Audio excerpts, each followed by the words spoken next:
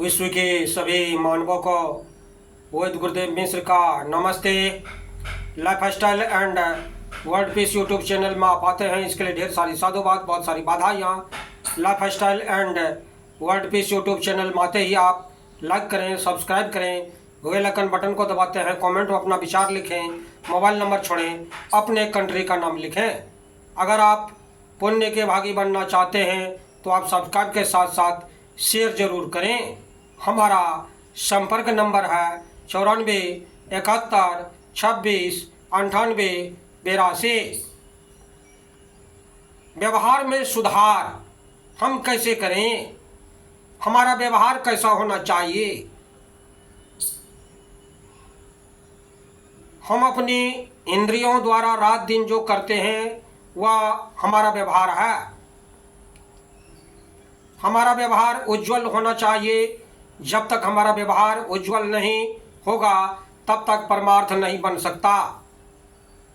पड़ती जमीन में बीज डालने से कुछ नहीं हो सकता। जमीन में डाले बीज सभी के तभी अनेक गुना के रूप में उदित होते हैं जब जमीन को खुदाई करके अच्छी तरह से खरपतवार को हटा करके भली भांति उसको मिट्टी के अंदर लगाते हैं, तभी वह हमारे लिए लाभकारी होता है, उपज अधिक होती है। इसी प्रकार परमार्थ तभी सफल होता है जब व्यवहार की शुद्धि कर ली गई हो। पिता पुत्र में मनमुटाव है, पति पत्नी में डांट है, भाई भाई में ईर्ष्या द्वेष है, गुरु शिष्य गुरु भाई में राग द्वेष की गर्मा गर्मी है, तथा परिवार समाज साथियों में वैमनस्य है। तो ऐसी स्थिति में परमार्थ नहीं हो सकती। साधना भजन तो हो पाना कठिन है ही। यदि साधना भजन किए जाए तो पूर्ण सफलता मिलना दुस्तर है। हाँ, कोई मेरे लिए राग द्वेष करता है परंतु मैं उसके या किसी के लिए राग द्वेष नहीं करता तो मेरे साधना भजन में कोई रोड़ा नहीं। परंतु यदि मैं भी राग द्वेष में उलझा हूँ तो साधना भजन बनना असंभव है। परिवार या समाज के चार व्यक्ति जब एकत्र होते हैं तब वे यदि आपस में तू मैं करते हैं, ईर्ष्या द्वेष करते हैं, एक दूसरे के साथ बैठते नहीं, बोलते नहीं, व्यवहार करते नहीं, एक के साथ बैठकर भोजन तक करने में सहनशीलता रखते नहीं, तो उनके साधना भजन सत्संग आदि करने का क्या महत्व है? हमें इसीलिए यदि देखना होगा कि हमारा व्यवहार कैसा है। यदि गुरु पिता नेता स्वामी पूज्य जनों की महिमा बड़ाई देख सुनकर तथा शिष्य पुत्र अनुगामी या आश्रय जीवन प्रसन्न नहीं होते, शिष्य पुत्र तथा अनुगामी यों की उन्नति को देखकर गुरु पिता श्रेष्ठ जन संतुष्ट नहीं होते, तो इन सब में परस्पर सुंदर व्यवहार कैसे हो सकता है? और सुंदर व्यवहार बिना परिवार तथा समाज का दृढ़ होना, परिवार तथा समाज के सदस्यों को मानसिक प्रसन्नता, निर्मलता, उत्साह एवं सुख शांति का प्राप्त होना आकाश कुसुम ही हो पा जाएगा। ज्ञान वैराग्य की लंबी चौड़ी बातें बनाने से कोई फल नहीं होता जब तक व्यवहार पवित्र न बनाया गया हो। साथ ही लोग अपना व्यवहार पवित्र रखें या न रखें, हमें अपने व्यवहार को समुज्वल बनाए रखना चाहिए। जिसका हृदय कोमल है, जिसके मन वाणी कर्म सरल है, जो निरंकारी है, निर्मानी है, निष्कामी है, उसी का व्यवहार पवित्र रह सकता है। जिन पुरुषों तथा देवियों को सुंदर व्यवहार से संपर्क में आने वाले लोग पवित्रता, निर्भयता तथा प्रेम की प्राप्ति करते हैं। ये संसार सागर के रत्न, पृथ्वी के भूषण तथा समाज के प्रकाश स्तंभ हैं। अपने कर्तव्यों को न देखकर दूसरे के कर्तव्यों पर दृष्टि रखना, दूसरे के अधिकार की रक्षा न करना, अपने अधिकार की लालसा रखना, स्वयं सहन न करना, दूसरे को सहाने की चेष्टा करना, अपनी कामना की पूर्ति को प्राथमिकता देना, दूसरे की विवेकपूर्ण इच्छा की भी पूर्ति न चाहना, अपने मन को न मारना, दूसरे के मनोभावों को कुचलने की चेष्टा रखना, ये सभी पवित्र व्यवहार के शत्रु हैं। व्यवहार कुशल नहीं हो सकते, उनके व्यवहार लोगों को दुख नहीं दे सकते। त्रुटियों को निकाल देने पर व्यवहार अपने आप पवित्र हो जाता है। कतिपय बातों को छोड़कर महाराज श्री राम के जीवन व्यवहार गृहस्थों के लिए प्रकाश स्तंभ है। महामना महाराज श्री राम, महाप्राण महाराज श्री भरत तथा महातपस्विनी श्रद्धेया माँ सीता, इन सब के त्याग, तप, उदारता अत्यंत सराहनीय है। राम भरत जैसा भाई भाई में परस्पर त्याग तथा प्रेम की भावना आ जाए तो आज ही समाज का काया पलट हो जाएगा। कोई मुसलमान, ईसाई, अन्य लोग महाराज श्री राम का नाम सुनकर घबरा न जाए। महापुरुष का जीवन आदर्श एक जाति, संप्रदाय तथा देश मात्र के लिए नहीं होता। जैसे सूर्य, चंद्रमा, पृथ्वी, वायु, जल, अग्नि आदि सबके हैं, इसी प्रकार महापुरुष सबके हैं। उनका मानवीय जीवन आदर्श सबको समान अनुकरणीय है। महाराज श्री राम और भरत का त्याग, तप, महात्मा ईसा की क्षमा,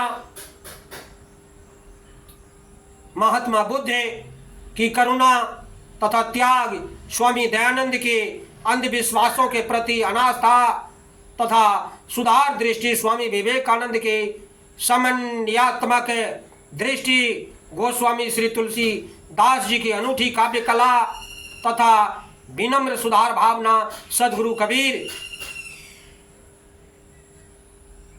का पक्षपात, अज्ञान, अंध रूढ़ियों के प्रति कड़ा विरोध, अहिंसा, एकता, मानवता, सत्य ज्ञान के प्रचार प्रसार, ज्वलंत दृष्टि, सबको एक ही साथ क्यों ना स्वीकार ले।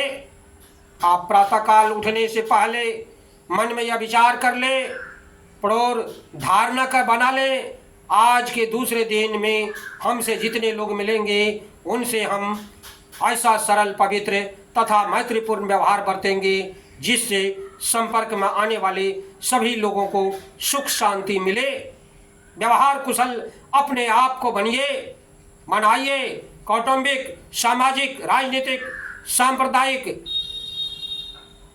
राष्ट्रीय एवं अंतर्राष्ट्रीय समस्त क्षेत्रों में प्यार की अपेक्षा दरार की मात्रा अधिक है। सब जगह कलह, वैमनस्य, घृणा, द्वेष, हिंसादि व्याप्त है। इनके मूल में स्वार्थ और अहम भाव, इनका सर्वथा त्याग के बिना दरार मिट नहीं सकते। कौटुंबिक जीवन में माता पिता पुत्र, पति पत्नी, भाई भाई में तनाव है। यह तनाव एवं दरार गृहस्थी सुख का किरकिरा बन जाता है। जहाँ परस्पर व्यवहार कटु है वहाँ का जीवन नरक बन जाता है।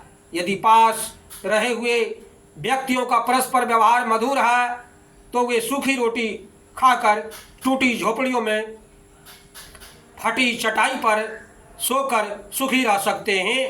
परंतु यदि लोगों का पारस्परिक व्यवहार कटु है तो हलवा, स्वर्ण भस्म, लौ भस्म खाने के बाद भी लाखों करोड़ों के भवन, पलंग, गद्दे पर सोकर भी सुख नहीं प्राप्त किए जा सकते। आजकल लोग जितना धन संग्रह की चिंता में है उतना परस्पर व्यवहार को मधुर बनाने में चिंताशील नहीं है। परंतु जब तक एक जगह पर रहते हुए व्यक्तियों का व्यवहार मधुर नहीं होगा तब तक धन की अपार राशि मिल जाने पर भी जीवन में शांति नहीं आ सकती। स्वार्थ और अहंकार मानव को बिगाड़ने वाले हैं। मानव भोजन, कपड़े, पैसे, जमीन, मकान आदि को लेकर के परस्पर लड़ाई आरंभ कर देता है। वस्तुएं आती है चली जाती है, परंतु व्यवहार बिगड़ जाने पर हर समय परस्पर कटुता बनी रहती है। अहंभाव भी व्यवहार को बिगाड़ता है। हमारी बातें क्यों न मानी जाए, हम स्वयं श्रेष्ठ हैं, हम किसी से किसी संपत्ति क्यों लें, हम जो कहेंगे वही लोगों को करना पड़ेगा, हमारा सम्मान अधिक क्यों न हो, इत्यादि अहंपूर्ण भावनाएं व्यवहार को बिगाड़ देती है। स्वार्थ भाव और अहंकार जब तक नहीं छोड़े जाएंगे व्यवहार नहीं सुधर सकता।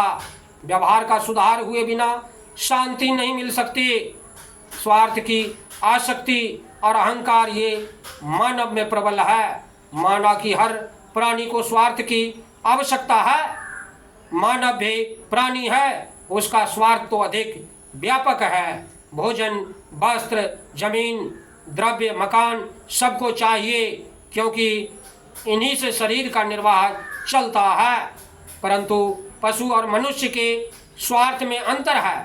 पशुओं के सामने चारा या रोटी डाल दिया जाए तो वे परस्पर लड़कर तथा उसे छीन कर खाएंगे।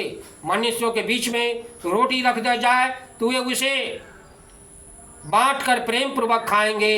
अतः जो मानव होकर भी स्वार्थ के लिए लड़ता है, प्रेम पूर्वक निर्वाह नहीं ले पाता, वह पशु है। मनुष्य तो वही है जो स्वार्थ के लिए लड़ता न हो। अहंकार में पड़कर अपनी ही टांग पर हर जगह अड़ाए रखना और दूसरे साथियों के उत्तम से उत्तम विचारों का भी मूल्य न समझना परस्पर के व्यवहार को चौपट कर देता है। घर और समाज का वही मालिक बुद्धिमान है जो प्रायः व्यवहार में अपने साथियों, परिवार वालों, अनुगामियों से सम्मति लेता है। कहा है, पंच सरीखे कीजे काज, हारे जीते नहीं लाज। साथियों से सम्मति लेकर काम करने से अपनी श्रेष्ठता घटती नहीं अपितु बढ़ जाती है। अनेक विचारों के मिल जाने पर काम प्रायः बिगड़ता नहीं। यदि समय से बिगड़ भी जाए तो उसकी हानि केवल व्यवस्थापक के अपने सिर पर नहीं आती, उसमें सब हिस्सेदार हो जाते हैं। परस्पर व्यवहार मधुर बना रहता है। कई बार मानव से गलती हो जाती है, परंतु वह अपनी गलती को स्वीकारता नहीं, इससे भी व्यवहार बिगड़ जाता है। अपनी गलती न मानने के मूल में भी अहंकार ही है। मानव समझता है कि हम अपनी गलती स्वीकार करेंगे तो लोग हमें हीन समझेंगे, परंतु यह केवल भूल है। विनम्रतापूर्वक सच्चे हृदय से अपनी गलती स्वीकार कर लेने वाले पर सबकी श्रद्धा हो जाती है। अतएव मानव यदि अपना जीवन सुखी बनाना चाहता है तो उसे चाहिए कि वह भौतिक भोगों का लालच, स्वार्थ की आसक्ति एवं आम भावना का त्याग करके अपने मित्रों साथ मधुर प्रेम व्यवहार स्थापित करे। समझदार बनिए, समझदारी सीखिए। यदि मित्र सचमुच बुरा बन जाता है तो व्यवहार नहीं बनता, परंतु अधिकांश परस्पर का व्यवहार इसलिए बिगड़ जाता है कि एक दूसरे को ठीक से समझने में त्रुटि करते हैं। कई बार ऐसा होता है कि कोई मानव हमारे सुधार के लिए ऐसा कहता तो जो हमें कटु लगता है हम यह मान लेते हैं कि हमारी बुराइयों को देखता रहता है। यद्यपि कहने वाले का हृदय हमारे लिए साफ और सरल होता है। कई बार हमारा मित्र उत्तेजना में आकर हमें सचमुच कटु कह देता है और इस अपार पर हम अपने मित्र को अपना दोष दर्शक, छिंद्रावेशी और बैरी समझ लेते हैं, परंतु वह हमें कटु कहने के तत्काल बाद उस पर घोर पश्चाताप करता है। वह मन ही मन सोचता है कि मैंने उसको नाहक कटु कहा। कई बार हम यह माने रहते हैं कि अमुक व्यक्ति हमसे द्वेष करता है और इसलिए हमें उसके यहाँ नहीं जाना चाहिए, परंतु यदि हम उसके यहाँ चले जाते हैं तो हमारी आवभगत करता है, प्रसन्न होता है, पूर्व का धूमिल व्यवहार निखर जाता है। जिसका मन हमसे नहीं मिलता, ऐसे मानवों को बात करते देखते हैं तो कई बार मन में मान लेते हैं कि हमारी बुराई का बात कर रहे हैं, परंतु परीक्षा करने पर बिल्कुल भ्रम सिद्ध होता है। कई बार हम किसी साधारण मानव को बहुत बड़ी समस्या मान लेते हैं, मन में उसको तूल देते रहते हैं। हम उस समस्या का जिनको कारण मानते हैं उनसे मनमुटाव कर लेते हैं, उनको भय देते हैं तथा उनसे स्वयं भयभीत रहते हैं। बड़ी से बड़ी समस्या भी यदि दोनों पक्षों में समझदारी हो तो सुलझाई जा सकती है। यदि एक तरफ से समझदारी है तो दूसरी तरफ से नहीं, तो सुलझ पाना कठिन है। ऐसी अवस्था में समझदार मानव का काम यह है कि वह सहन रखकर शांत भाव से समस्या का समाधान करे। गोस्वामी जी अत्यंत आदरणीय है। वे लड़ने की अपेक्षा समझौता करना अच्छा है, जीतने की चेष्टा से हार मान लेना अच्छा है, और दूसरे को ठगने की अपेक्षा स्वयं का ठगा जाना अच्छा है। जूझब से भल बूझबो, भली जीत से हार, डहके ते डहकाइबो, तुलसी दे तू विचार। सद्गुरु इस प्रकार कहते हैं, यदि स्वयं को ठग गए कोई अर्थ हानि नहीं होगी, परंतु यदि तुमने दूसरे को ठगा तो तुम्हारी आध्यात्मिक हानि हुई, जिसका परिणाम घोर पतन है। यदि पिता पुत्र, पति पत्नी, भाई भाई एक दूसरे को के दोषों पर दृष्टि रखते हैं तो परस्पर व्यवहार बिगड़ जाता है। व्यवहार तभी सुंदर बन सकता है जब दूसरे के सद्गुण, अपनी बुराइयों को देखा जाए। यदि हम दूसरे की बुराइयों को देखे भी तो उन्हें दूर करने में हम असमर्थ हैं, परंतु हम अपनी बुराइयों को देखकर निकालने में स्वतंत्र और समर्थ हैं। हम संसार भर में चाम बिछाकर उस पर चलना चाहें तो असंभव है, परंतु अपने पैरों में जूती पहन ले तो हमारे लिए पूरे संसार में मानो चाम बिछाया है। दुनिया भर को सुधार कर हम सुधारना चाहें तो असंभव है, परंतु दुनिया की बुराइयों पर दृष्टि न लें जाकर हम अपना सुधार करना चाहें तो सरल है। यही सुधार का असली मार्ग है, असली रास्ता है। और इसीलिए कहा गया है, हम सुधरेंगे तो जग सुधरेगा। बंधुओं, व्यवहार में सुधार की कला का वास्तविक स्वरूप है कि हम अपना सुधार करें, उसी में हमारा उद्धार है।